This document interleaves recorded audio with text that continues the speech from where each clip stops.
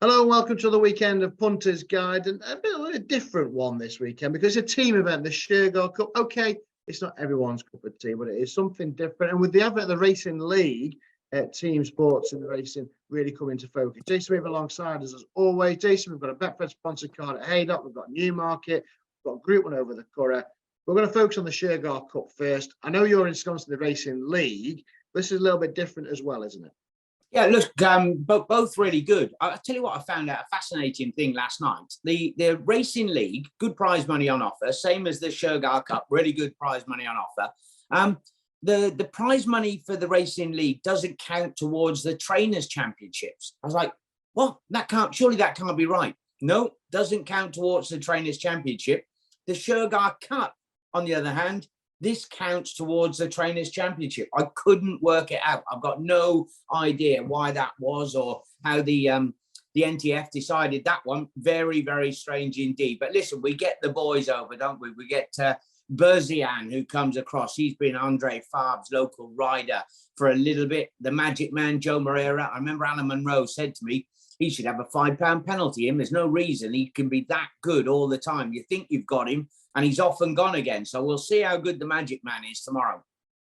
We certainly will, yes. And I thought the girls have won 3 of the last 7 Shergar Cups, and I think they've got a really strong team. You've got Hayley Turner, who's a standing dish in this.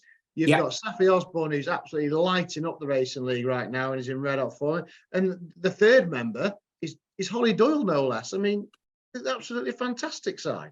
Yeah, hey, listen, and trust me, everybody wants to be known. Just jockeys. There's a fierce competition between the two sides, let me tell you. And the girls will love to serve it up to the boys around here. Dettori on his swan song. I think Tom Marquander's got a fantastic book of rides. He could easily close out the Silver Saddle very early on. But it's a cracker. It's a good bit of fun. There'll be lots of families, their kids that have nice bit of time to spend with the youngsters, little autograph signing sessions, and it'll be a lot of fun.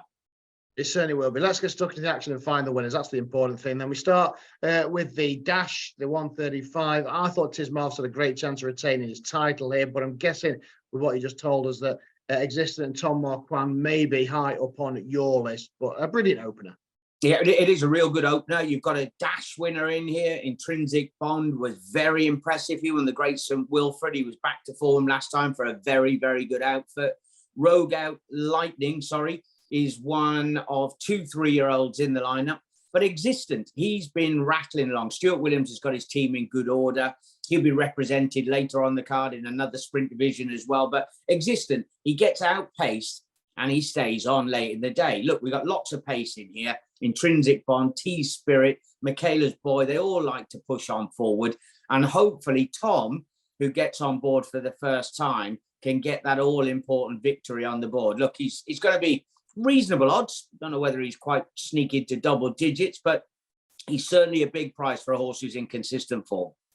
He certainly is. Then let's go from the sprinters to the stayers, and at 2:10 is the Shergar Cup stayers, funnily enough. And again, another wide open contest. Although it's a team event, at least they're producing real competitive handicaps. And again, I know you like a horse called Post Impressionist. He's been disappointing a couple of times this year, but are you asking him to bounce back? Well, he needs to. Why on earth, after a run where he was beaten close to 40 lengths just 7 days ago, do they back him up incredibly quickly? Look, the ground will have dried out a little bit, I think, at Ascot. I saw that at Chepstow. I've seen it at Yarmouth recently. So the dry backing conditions, that will definitely suit him. He was woefully disappointing, wasn't he? I mean, he's not quite stepping into Last Chance Saloon, but he's been given a couple of pounds by the assessor. He goes into a race where they've all been sort of running around, haven't they? Zoffy, brilliant in the Chester Cup on his return. Law of the Sea for Ian Williams, ran no race in the 2.5 miler at Goodwood. Pridwin, first time over 2 miles. Berkshire Rocco, he's also come down to a good mark. You can give lots of them chances, but I have to be honest, Post Impressionist, it was too bad to be true last time. And how good for Tom Marquand. He slots onto one for Stuart Williams. He slots onto one for the boss here with Post Impressionist. Yeah, looked to stay going places last year, didn't he? And Jason fancying to bounce back then in the Shergar Cup stayers. Mile and a half for the Shergar Cup Challenge next at 2:45. Again, Layakel, people might latch on to that again. William Alex, that Magic Man Moreira is on board. He's like that sexy type, as you like. But what do you fancy in this one? Well, obviously, we got last year's winner in here, Pride of Priory, William Haggis and Kieran Schumacher last year. Dittori. Oh, my word. The crowds will want him. He's been giving us flying dismounts for winning a handicap. I think he'll just start jumping off for fun, won't he, in a minute as we close towards the end of the campaign. Look, Max Mayhem has been in brilliant form for the new yard. Soto Sizzler has to bounce back from a poor run. He's definitely well handicapped. And Anderley, how good was he when he managed to win at York 2 back? It's a real good race. I have to say that Scampy is bound to give you a good run for your money. You talked about the jockeys that are in form. This could be one for the female riders. Saffy Osborne on board. He ran a cracker in the Old Newton Cup. He couldn't quite get back to grips with the leaders when he dropped in the John Smiths over the extended 1.25 miles. He goes back up in trip. This track will suit him on it. They all bunch up round in that home turn, and he can slot his way into contention just in behind the leaders. And he travels really well. Safi, confidence is up at the moment. It certainly is, yes. Was it a double think the other night as well after that trouble in the Racing League on the first night? Let's move on to the 320 then, the Shergar Cup mark. We've been talking about Saffy Osborne, of course. I thought she had a huge chance here with Escobar. Obviously, the market's made by Perotto, who ran as well as could be expected in the Golden Mile from that wide draw. But Escobar here, his lowest mark for 4 years, incredibly, and he knows how to get the job done. Yeah, he's a wonderful old performer, isn't he? At the 9 years young, yeah, Safi got a bit of a knack with some of the older handicappers, and we've seen that before for her father. I think when you go through them, but Perotto, he's got a similar level of form in the Golden Mile to the Wizard of Eye. They sort of had a similar run style round behind Johan. You remember Johan was in the front or nearly driving the van, and the race didn't change much. There was nothing really closing from the back of the pack. That was the Wizard of Eye's first run in a handicap. Foxtail has been difficult to train. We never quite know what we're going to get with him. And Positive Impact, Hayley Turner for Simon and Ed Crisford. He returns off a lengthy absence, having run a couple of races over in Meydan. But all right, I know you like Escobar. I think the Wizard of Eye, running in only his second handicap, it's that man again, isn't it? Tom Marquand. We're on the round mile here. Drawn 7, get a lovely little toe in. He wasn't beaten far at the Glorious Goodwood meeting. No, he certainly wasn't. Interesting. And yes, Tom Marquand, you're latching on to him on Shergar Cup Day. Move on to the Classic at 3:55, which is bugging me because it's over 1.5 miles, and Classic should be over the 10, but it is a 3-year-old. We'll give them that. A few likely race types in here. Rajasthan, Intinzo, Rogue C. I was quite sort of like a Tiger. Looked like he needed this extra trip when running at Yarmouth last time out. Honestly, even well early on in the season. It's been a little bit disappointing, but again, another wide open competitive contest. But looks like the market latching on to John and 30 Gosden's Rajasthan, looking for their first Shergar Cup winner in 24 years. That seems absolutely crazy, doesn't it? And, when you go down through them, I think that Satin was a really easy winner of a good handicap last time. She actually dipped her toe into black type company last season. So they rate her as a pretty good type, respected for Jessie Harrington coming over. Rajasthan or Intensio.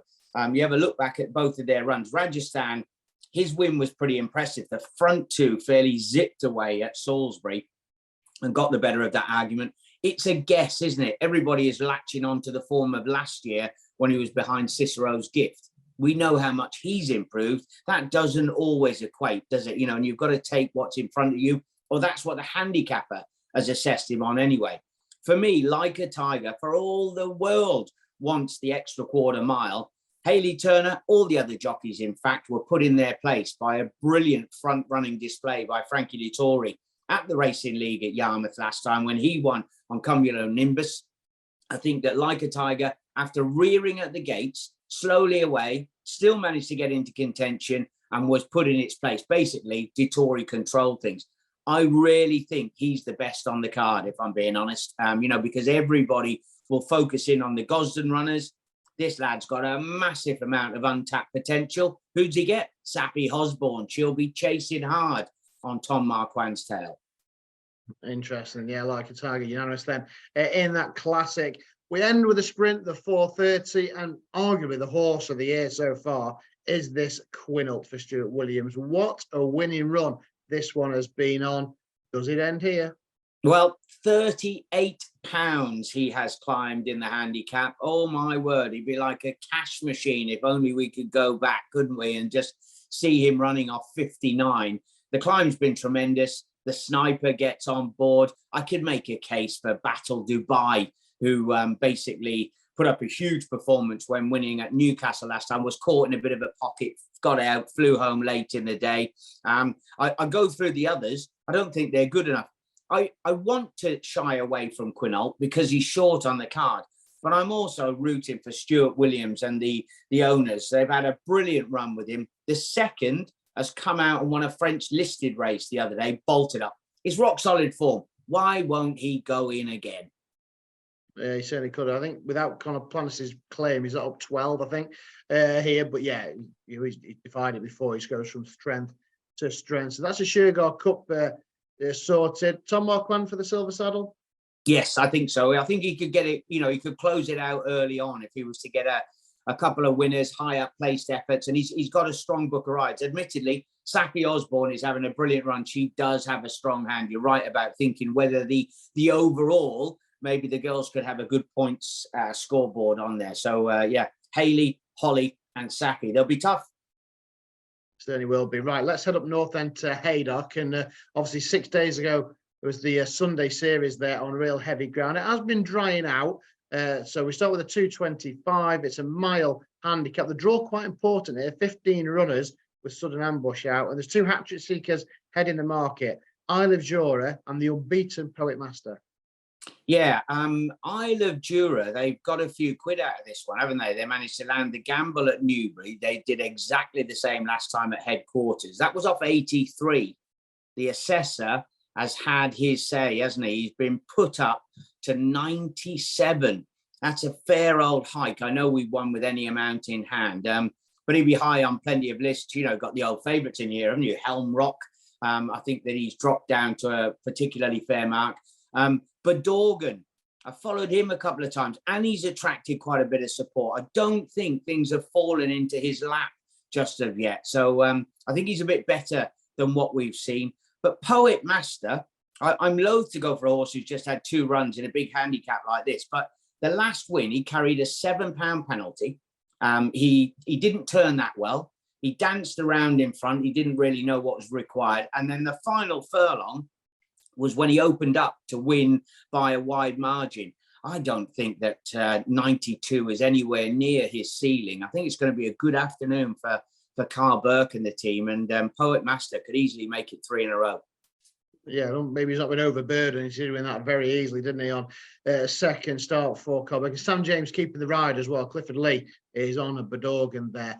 We move on to the Betfred at Rose of Lancaster Stakes, then a Group 3 over an extended 10 furlongs with 3 places for each way bets here with a 7 going to post. Al-Arsi, what a horse. I mean, such a big drifter. It was incredible how much he drifted in the market that day. He was odds on when declarations are made. He won, though, easily at 100 to 30. He's a bit of an enigma, though, isn't he? Are you with or against him this weekend? Look, he's hard to oppose at the prices, and you're right. It's an absolute pig, isn't it, that we've got the 7 and not the dead 8 runners going to post, which is always a bit of a worry. But look, he could easily come down here. The only thing I suppose is that Haydock doesn't lend itself to coming from slightly off the pace. In a small field, Jim Crowley will be able to play jockeys. He'll be sitting in, he'll be riding him. He's one of those. He must have cover and smother him up in behind is the way that he likes to race. And then he gets there, doesn't do a lot. Phantom Flight is probably better than his run last time when he was behind Al-Arsi, but he made the run in. That's not normally his run style. So I think that he could run a bit of a better race, but is he good enough to lower the colours? I'm not so sure. And then we fall on El Drama. Had some real top class form previously when trained by Roger Varian. He's gone across to the Carl Burke team. I'm really interested, only on the angle in, I think he's a bit of a monkey, the same as Al-Arsi. So we're not sure if he's going to turn up and the big alarming drift. He's a massive price on his first try for the yard. Now, I don't think that he will be straightforward and he'll go back to his past ways of threatening to be a good horse. But first time for the new stable will be the time to catch El Drama on a going day. And I say we are 3 places each way, even with the 7 runners. So okay, worth an each way dart. That's a fantastic effort. That really is a fantastic effort. And so yeah, El Drama, he's a massive price at an each way. Oh, I'm all over that. There El Drama each way then with those 3 places, as long as 6 or more go to post. Right, let's move over to HQ then for the Sweet Slayer of the Group 3. And the market centred on Fallen Angel and Soprano, who was 2nd and 3rd at Sandown last time out. But that form was let down at Goodwood with the 4th, disappointing off a low mark. So are we happy to take on the market leader or something, hoping the dead 8 go to post? Yeah, I think that when you look through them, I mean, Soprano was a lucky winner on her racecourse debut. I remember the Fahy runner down at the Rowley Mile, didn't get any luck in behind, came out and boosted the form. And she's hit the board in decent company in the Albany, and Sandown was a good run. But they're not superstars by any stretch. I mean, Jabara put up a poor performance in the Albany. She was far too keen and sort of fell in a hole. I have to say that Wild Goddess really impressed me. She ran a good race on debut, came back to Newmarket, was only going to win by a length at the furlong marker. When they went through the line, she was 4 lengths clear. She's a daughter of Camelot, course and distance winner at the track. Hope there's a bit more pace in here. If there's no gallop, why wouldn't they let her make the running? I look at all of these, and we got lots of blue points and Star Spangled Banners and some real speedy pedigrees. For all the world, she will stay very, very strongly. And I think Wild Goddess stamina will come into play. Wild Goddess then for the boys in blue. Right, the 10th and final race we're going to look at then is the Group 1 at the Curragh. It is the Phoenix Stage. Just a word on little last year's winner as well, Little Big Bear, sadly been retired. I guess he'll go to stud now. Yeah, but look, it's such a shame, isn't it? He was a brilliant juvenile. He came back, he disappointed in the Guineas. He looked wonderful up at Haydock, and then things haven't gone to plan and nearly pulled up after that. So look, I think that he'll be off to stud. Is there a superstar in here? We've got 2 horses at the top of the market who are by Wootton Bassett. Where's Wootton Bassett landed? Over at Coolmore now, hasn't he? Vitally important that he gets these Group 1s on the board, especially in the juvenile division. I think that those 2 at the top of the market will fight it out. I'm not dismissing Porter Fortuna, who won the Albany quite well. Oisin Murphy, that's the main ride that he's over there to pick up tomorrow. He does have a few more on the card over there, but Unquestionable just wasn't streetwise for the battle that was required. He'd won a soft race very easily the time before. He steps into the railway. Bucanero Fuerte, on the other hand, had a bit of a race at the Royal Meeting, and so he was tough, if you like, and knew a bit more about the streetwise battle that was required. So just because you enjoyed it, Bucanero Fuerte is the one that will play second fiddle this time round. Unquestionable, I think, will improve past him. There we are. We need a whole list of Spanish-sounding horses for you to pronounce, don't we?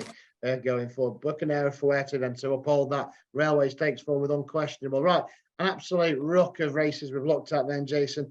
What's your best bet on Saturday? Best bet, obviously the football gets underway, so there will be goals galore everywhere. I'll be getting stuck into that, giving that a good pounding down the local BF very, very shortly. And I will say that I think Like a Tiger is the best on the card, 355. I think that going up the extra quarter mile over in the Shergar Cup will suit him down to the ground. Sappy Osborne's in great form. And what about that? Provided we get the 6 and we only get the 7, if they all go each way, El Drama, double digits. Oh, I think he's an absolute knocker the first time for Carl Burke. There we are then, Jason on his way down to the local Betfred shop. Take advantage of some of those offers. Don't forget Goals Galore as well. Boosted to 5-1 for 3 games. So if you get those 3, both games, both teams score, you get 5-1. Another great offer to start the football season. We're looking forward to the brilliant race on ITV this afternoon. Best luck with Like a Tiger and El Drama, and also whatever else you're backing this weekend.